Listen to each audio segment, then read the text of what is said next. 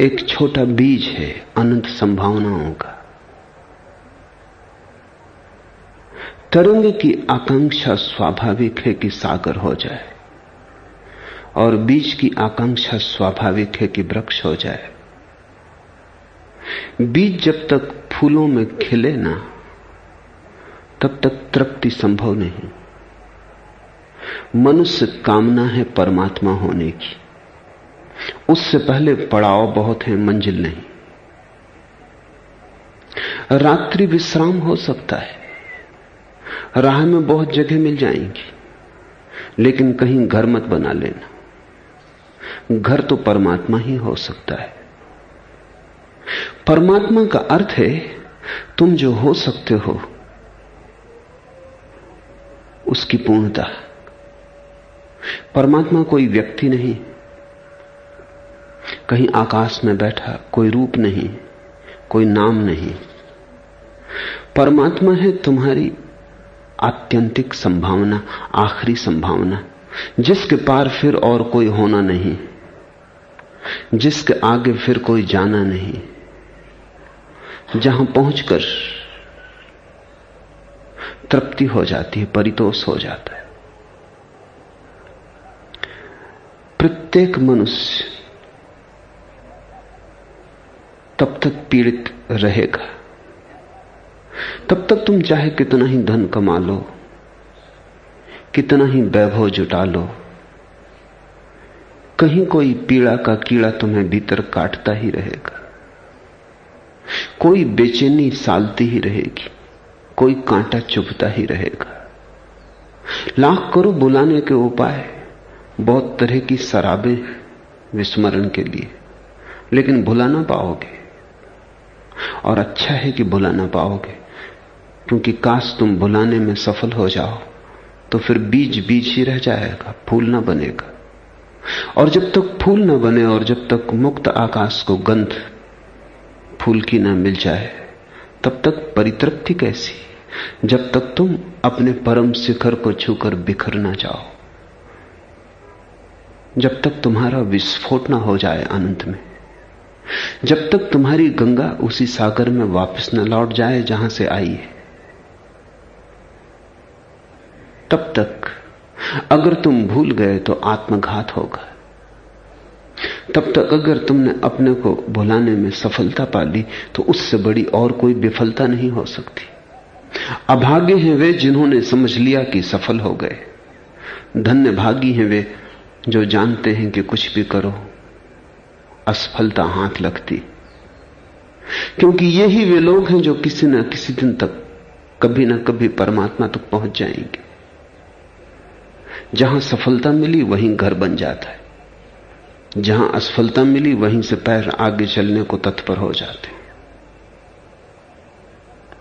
परमात्मा तक पहुंचे बिना कोई तृप्ति संभव नहीं। कहा मैंने जीवन ऊर्जा है। ऊर्जा के 3 रूप हैं। एक तो बीज रूप है, कुछ भी प्रकट नहीं। फिर वृक्ष रूप है,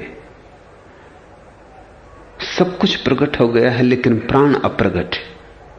फिर फूल रूप है, फिर प्राण भी प्रकट हुआ। फिर वो अनूठी अपूर्व गंध भी आ गई, पखरियां खिल गई और खुले आकाश के साथ मिलन हो गया, अनंत के साथ एकता हो गई। साधारणतः बीज का अर्थ है कामना, वृक्ष का अर्थ है प्रेम, फूल का अर्थ है भक्ति। जब तक तुम बीज में हो तब तक काम वासना में रहोगे। जब तुम वृक्ष बनोगे तब तुम्हारे जीवन में प्रेम का अवतरण होगा, और जब तुम फूल बनोगे तब भक्ति। भक्ति परम शिखर है, वह आखिरी बात है। इसे हम थोड़ा समझ लें, तभी इन अनूठे सूत्रों में प्रवेश हो सकेगा।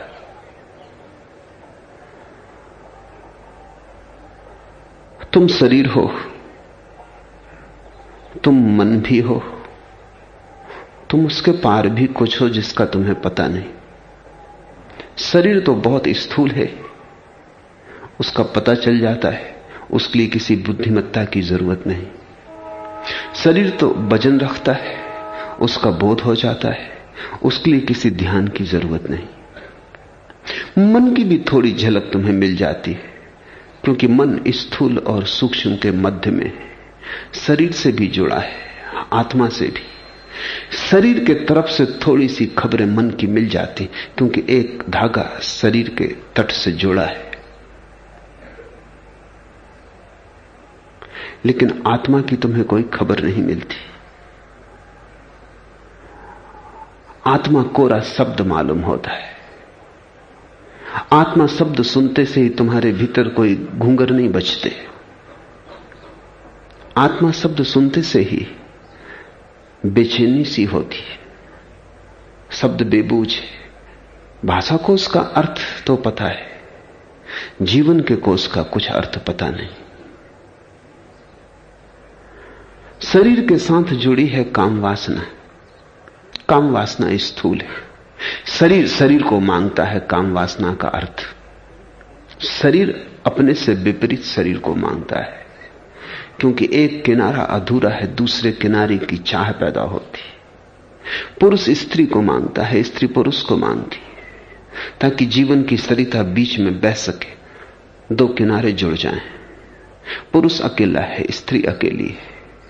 शरीर के तल पर शरीर की मांग है, शरीर से मिलन की आकांक्षा है। क्षण भर को मिलन हो भी जाता है, क्षण भर को शरीर शरीर में डूब जाते हैं और खो भी जाते, लेकिन बस क्षण भर को। उससे पीड़ा मिटती नहीं, गहन हो जाती।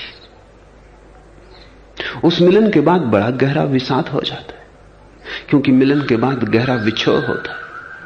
मिलता कुछ भी नहीं, ऐसा लगता है उल्टा खो गया।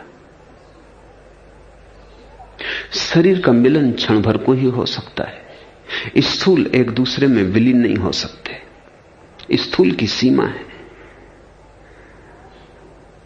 स्थूल अपनी सीमा को छोड़ नहीं सकता, अन्यथा स्थूल न रह जाएगा। बर्फ के दो टुकड़ों को तुम मिलाने की कोशिश करो, मुश्किल होगी, लेकिन वे ही पिघल जाएं, जल होके बिल्कुल मिल जाते, फिर कोई अड़चन नहीं होती। सीमा खो गई, मिलन सुलभ हो गया। शरीर बर्फ की तरह है, जमा हुआ ठोस। ऊर्जा वही है, पिघल जाए तो मन बनता है। मन जल की तरह है। सीमा तो है, लेकिन तरल सीमा है, ठोस नहीं। तो मन को कैसा भी ढालो ढल जाता है, शरीर को कैसा भी ढालो तो न ढलेगा। मन को कैसा भी ढालो ढल जाएगा। हिंदू के घर में बच्चा पैदा हो, मुसलमान के घर में रख दो, मुसलमान हो जाएगा। शरीर नहीं होगा, मन हो जाएगा। शरीर तो बाप की ही झलक देगा, मां की झलक देगा। शरीर की खबर तो वहीं जुड़ी रहेगी जहां से शरीर आया है, लेकिन मन मुसलमान का हो जाएगा। बच्चे को याद भी न रहेगी कि वो कभी हिंदू था। हिंदू होने के पहले मन इसके पहले ढलता, मुसलमान हो गया। मुसलमान बाद में चाहे तो हिंदू हो जाए, ईसाई हो जाए, आस्तिक नास्तिक हो जाए, नास्तिक आस्तिक हो जाए, मन में कुछ अड़चन नहीं है। मन तरल है। मन प्रतिपल बदलता रहता है, उसकी तरलता अनूठी है। काम वासना है शरीर जैसी और शरीर की। प्रेम है मन जैसा और मन का। प्रेम की मांग शरीर की मांग से ऊपर है। प्रेम कहता है दूसरे का मन मिल जाए। प्रेम करने वाला वैश्या के द्वार पर न जाएगा। ये बात ही बेहुदी मालूम पड़ेगी, ये बात ही संभव नहीं, ये सोच भी बेहुदा मालूम पड़ेगा। लेकिन काम वासना से भरा व्यक्ति वैश्या के घर चला जाएगा। शरीर की ही मांग है। शरीर खरीदा जा सकता है, मन खरीदा नहीं जा सकता। शरीर जड़ है, मन थोड़ा थोड़ा चेतन है। इसलिए इतना नीचा नहीं उतरा जा सकता कि खरीद और बेच की जा सके। मन प्रेम मांगता है, कोई जो अपना सर्वस्व देने को तैयार हो बिना किसी शर्त के। मन अपने को किसी को दे देना चाहता है, बेशर्त लुटा देना चाहता है। मन की मांग प्रेम की है। मन जब दो मिलते हैं तो जो रस पैदा होता है उसका नाम प्रेम है। जब दो शरीर मिलते हैं तो जो रस पैदा होता है उसका नाम काम है। फिर मन के भी पार तुम्हारा अस्तित्व है, आत्मा का। आत्मा ऐसे है जैसे पानी भाप बन के आकाश में उड़ गया। पानी ही है, लेकिन अब तरल सीमा भी न रही, अब कोई सीमा न रही, आकाश में फैलना हो गया। अदृश्य हो जाती है भाप, थोड़ी दूर तक दिखाई पड़ती, फिर खो जाती। आत्मा अदृश्य है, भाप जैसी। आत्मा की तलाश किसकी है? शरीर मांगता है शरीर को, मन मांगता है मन को, आत्मा मांगती है आत्मा को। शरीर और शरीर के मिलन से जो रस पैदा होता है क्षणभंगुर, उसका नाम काम। मन और मन के मिलन से जो रस पैदा होता है थोड़ा ज्यादा स्थायी, जीवन भर चल सकता है। आकांक्षा तो मन की होती कि जीवन के पार भी चलेगा। प्रेमी कहते हैं मौत हमारी प्रेम को न तोड़ पाएगी। अगर प्रेम जाना है तो प्रेमी कहता है कुछ हमें छुड़ा ना पाएगा, शरीर मिट जाएगा तो भी हमारा प्रेम नष्ट ना होगा। यह कामना ही है, लेकिन मन थोड़ा ज्यादा दूरगामी है। शरीर से उसकी सीमा थोड़ी बड़ी है। फिर आत्मा है, वो शाश्वत की मांग है उसकी, उससे कम पर उसकी तृप्ति नहीं। क्षणभंगुर को भी क्या चाहना। अंधेरी रात में क्षण भर को बिजली चमकती है, फिर अंधेरा और अंधेरा हो जाता है। दुख ही बेहतर है। दुख की दुनिया में क्षण भर को सुख का फूल खिलता है, दुख और दूभर हो जाता है, फिर झेलना और मुश्किल हो जाता है। आत्मा मन के प्रेम को भी नहीं मांगती, क्योंकि मन तरल है। आज किसी से प्रेम किया, कल किसी और के प्रेम में पड़ सकता है। मन का कोई बहुत भरोसा नहीं।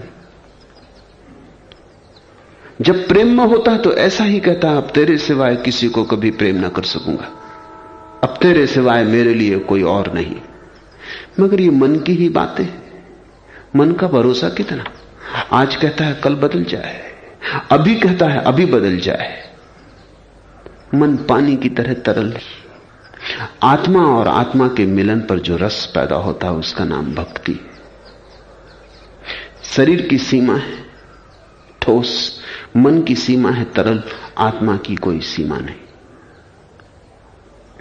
काम क्षणभंगुर है, प्रेम थोड़ा दूर तक जाता, थोड़ा स्थायी हो सकता है, भक्ति शाश्वत है। काम में शरीर और शरीर का मिलन होता है, स्थूल का स्थूल से, मन में सूक्ष्म का सूक्ष्म से, आत्मा में निराकार का निराकार से। भक्ति निराकार के निराकार से मिलने का शास्त्र है। ऐसा समझो कि तुम अपने घर में बैठे हो, द्वार खिड़कियां बंद करके, रोशनी नहीं आती सूरज के भीतर, हवा के झोंके नहीं आते, फूलों की गंध नहीं आती, पक्षियों की कलरव की आवाज नहीं आती। तुम अपने में बंद बैठे हो, ऐसा शरीर है, द्वार दरवाजे सब बंद। फिर तुमने द्वार दरवाजे खोले, खिड़कियां खोली, हवा के नए झोंकों ने प्रवेश किया, सूरज की किरणें आई, पक्षियों के गीत गूंजने लगे, आकाश की झलक मिली। ऐसा मन है, थोड़ा खुलता है, लेकिन बैठे तुम घर में ही हो। फिर भक्ति है कि तुम घर के बाहर निकल आए, खुले आकाश में खड़े हो गए। अब सूरज आता नहीं, बरस रहा है। अब हवा कहीं से आती नहीं, तुम्हारे चारों तरफ आंदोलित होती है। अब तुम पक्षियों के कलरव में एक हो गए।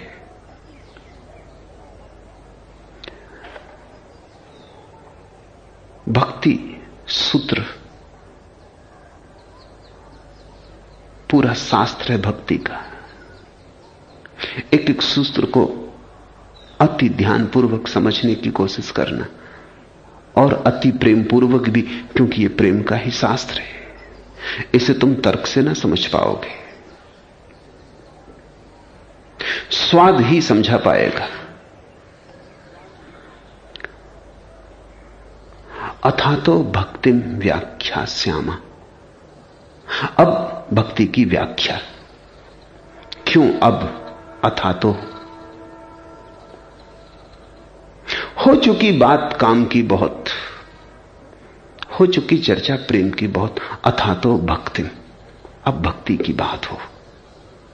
जी लिए बहुत, देख लिए शरीर के भी खेल, देख लिए मन के भी जाल, गुजर चुके उन सब पड़ावों से। अब भक्ति की थोड़ी बात हो। अब अचानक शुरू होता है शास्त्र। सिर्फ भारत में ऐसे शास्त्र हैं जो अथातों से शुरू होते, दुनिया की किसी भाषा में ऐसे शास्त्र नहीं, क्योंकि ये तो बड़ा अधूरा मालूम पड़ता है। कहीं अब से कोई शास्त्र शुरू होता है, ये तो ऐसा लगता है जैसे इसके पहले कोई बात चल रही थी, कोई कथा आगे चल रही थी जो छूट गई है, कोई बीच का अध्याय, प्रारंभ का नहीं। पश्चिम के व्याख्याकार जब पहली दफा ब्रह्म सूत्र से परिचित हुए, वो भी ऐसे शुरू होता, अथा तो ब्रह्म जिज्ञासा, अब ब्रह्म की जिज्ञासा। तो उन्होंने कहा इसके पहले कोई किताब थी जो खो गई है। निश्चित ही, क्योंकि ये तो मध्य से शुरुआत हो रही है। नहीं, कोई किताब खो नहीं गई, ये शुरुआत ही है। ये जीवन की किताब का आखिरी अध्याय है।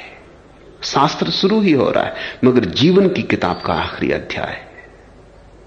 ये उनके लिए नहीं है जो अभी शरीर की वासना में पड़े हो, वे इसे न समझ पाएंगे। अभी देर है, अभी फल पकेगा, अभी उनके गिरने का समय नहीं आया। ये उनके लिए नहीं है जो अभी प्रेम की कविता में डूबे और उसको ही जिन्होंने आखिरी समझा है। उन दो को छोड़ने के लिए अथा तो शुरू में ही शास्त्र कह देता है कि कौन है अधिकारी। ये अधिकारी की व्याख्या है अथा तो। ये कहता है कि अगर चुक गए हो काम वासना से, भर गया हो मन, तो अन्यथा अभी थोड़ी देर और भटको, क्योंकि भटके बिना कोई अनुभव नहीं। अगर अभी प्रेम में रस आता हो तो क्षमा करो, अभी इस मंदिर में प्रवेश ना हो सकेगा। अभी तुम किसी और ही प्रतिमा के पुजारी हो, अभी परमात्मा की प्यास नहीं जगी। अभी तुम या तो बीज हो या वृक्ष हो, अभी फूल होने का समय नहीं आया। और जब तक समय ना आ जाए तब तक कुछ भी तो नहीं होता। इसलिए व्यर्थ मेहनत नहीं करनी। ये जीवन की पाठशाला में जिनका आखिरी अध्याय करीब आ गया, इसका यह मतलब नहीं है कि बूढ़ों के लिए। जैसे पश्चिम के लोगों ने गलत समझा, उन्होंने समझा कि ये आधी किताब है, आधी शायद खो गई। वैसे पूरब के लोगों ने भी गलत समझा, उन्होंने समझा कि ये तो बूढ़ों के लिए है। नहीं, प्रौढ़ों के लिए है, बूढ़ों के लिए नहीं। प्रौढ़ कोई कभी भी हो सकता है, एक छोटा बच्चा प्रौढ़ हो सकता है। प्रगाढ़ बुद्धिमत्ता चाहिए, और नहीं तो बूढ़े भी बचकाने रह जाते। कोई बूढ़े होने से थोड़ी ही पक जाता है। धूप में पक जाने से बाल कोई वृद्ध नहीं हो जाता।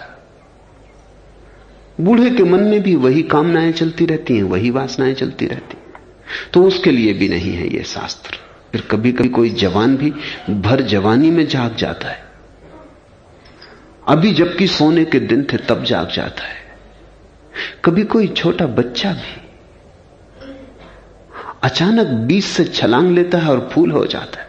कोई शंकराचार्य छोटी उम्र में, बड़ी छोटी उम्र में।